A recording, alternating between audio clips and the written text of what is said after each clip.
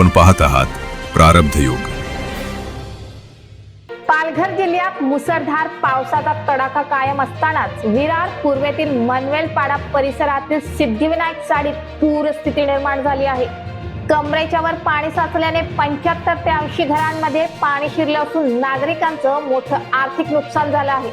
स्थानिकांनी या परिस्थितीसाठी वसाहतीलगत विकासकाने केलेल्या बांधकामामुळे पाण्याचा नैसर्गिक निचरा आणल्याचा आरोप केला आहे। मुसळधार पावसामुळे सिद्धिविनायक चाळ परिसर जलमय झाला आहे। अनेक घरांमध्ये कमरेच्या वर पाणी साचलं आहे। घरातील अन्नधान्य, टीव्ही, फ्रीज, फर्निचर तसंच शाळकरी मुलांची पुस्तके आणि शैक्षणिक साहित्य हे पूर्णपणे भिजून नुकसान झालं आहे। अचानक घरात पाणी शिरल्याने रहिवाशांची मोठी तारांबळ उडाली।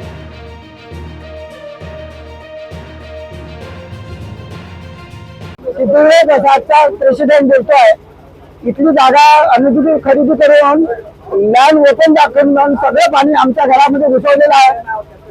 आणि हा बिल्डर दयानंद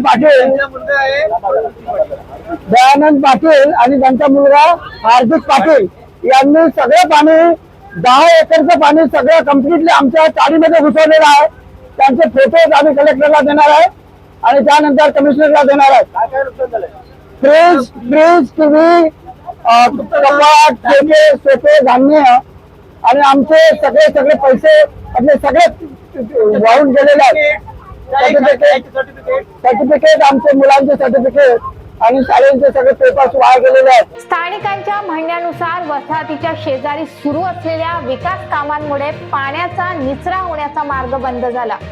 परिणामी पावसाचे पाणी थेट वसाहतीत घुसून 75 ते 80 घरांमध्ये पूरस्थिती निर्माण झाली।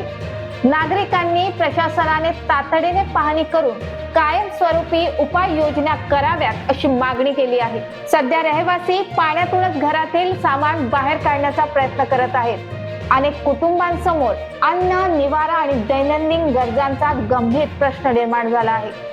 प्रशासनाने तातडीने मदत कार्य राबवून नुकसानग्रस्तांना दिलासा द्यावा अशी मागणी नागरिकांकडून होत आहे। रात्रीपासूनच मुसळधार पाऊस पडत आहे आणि लोकांचे आम्हाला कॉल रात्रीपासूनच येत आहेत।